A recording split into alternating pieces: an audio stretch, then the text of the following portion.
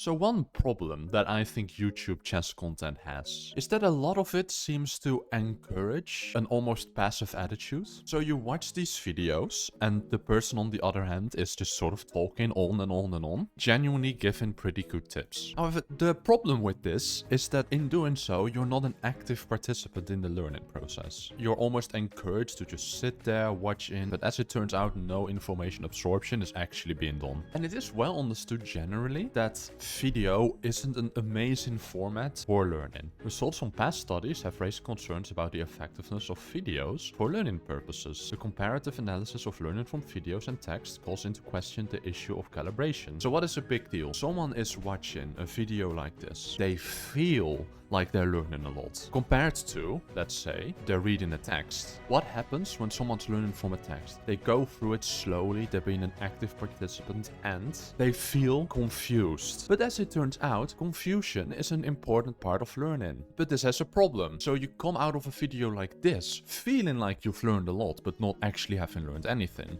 And you come out of a book like this, feeling more confused than ever, feeling like you didn't learn anything, but actually haven't learned something. So the challenge for a YouTube educator is having their content centered around the viewer being an active participant in their own learning process. So coming in is the channel Advice Cabinet. This channel here, with 16,000 subscribers, nails educational content on chess for YouTube in the best way I've ever seen done. What do I mean? As you notice by the video length, they're all really short. So they're gonna start with a position and a problem introduction. I'm gonna show you a brilliant technique that chess masters use to solve extremely complex tactics. And for that, I want you to try solving this puzzle. Okay, it's white to play, and then solve the position. So I'm gonna do that. That seems fun. So I've set up the position, and I'm gonna try and solve it first before consulting the video. So what is going on in this position? Well, first of all, I see that there's a very annoying pin. And in fact, black has an immediate checkmating threat. Let's go here, then let's just check. The problem that we identified here is the fact that there is this pin. So ideally what I'd want to do is I want to end up in a scenario where I'm forking the king and rook. Otherwise, I just don't see mechanically how this position works. There is a line, queen c8. If the king goes to h7, then there's queen c2, which is a fork. So the problem isn't king to h7. The problem is king to f7.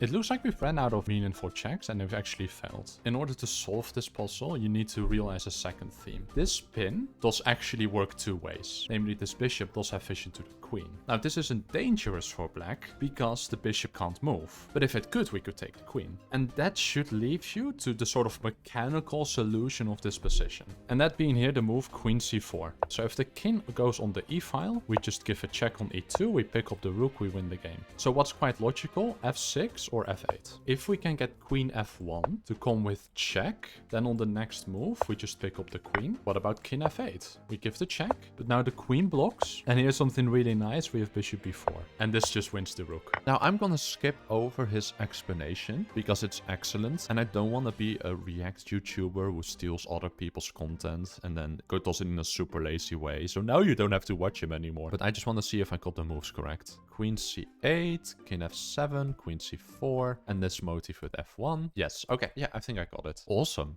The one thing I will say, he doesn't always do this. Sometimes he'll go a video like this and he'll give just a very short explanation of like the mechanics of an idea. I will give one piece of advice to Advice Cabinet. You have a great sort of thing going where you have bite-sized lessons. They're very condensed. It's very good. But if you make videos like this, where it's not just like a simple puzzle, but you're like going through a game, what I would recommend you do is at the end, pick like a similar-ish position. So here talking about attacking on the king side when you have more space there and the center is defined, or the central pawn structure is defined. Put up a similar position, grab a French defense or something, and then ask your viewers, what move would you play here? And then you kind of quiz them at the end. I'm giving this feedback from a place of love, but I think that would really help to squeeze the most value out of your videos. But do with that what you will. Here it's white to play.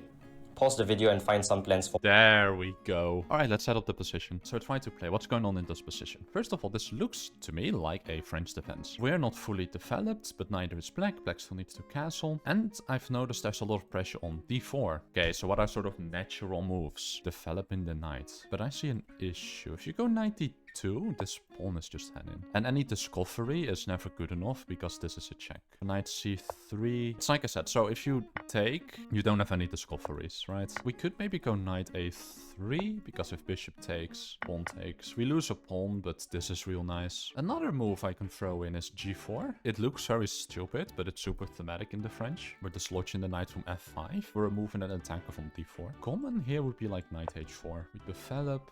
This knight can just pivot via g6. This is very weak. I think knight a3 makes more sense because I don't mind losing the pawn here. I kind of think it has to be g4. But I really don't know. Knight h4? Maybe we take and we play like f4. Maybe this is okay, right? The bishop is sort of locked, so we can drop back to e7. Yeah, well, let's see. So what are you supposed to do in such situations? Whenever you see a move you really like, but can't play it because of a single tactical resource, you should not simply abandon the idea and settle for a worse move. Instead, I recommend you look for preparatory moves to make your move work. Another way to make knight c3 work is king h1. Ah, there we go. You know what? And then in style of Advice Cabinet himself, this will be a short video. Just go subscribe to this dude. I'll leave his channel in the description or something. He'll probably come say hi in the video comments as well. Alright, see you guys. Bye bye.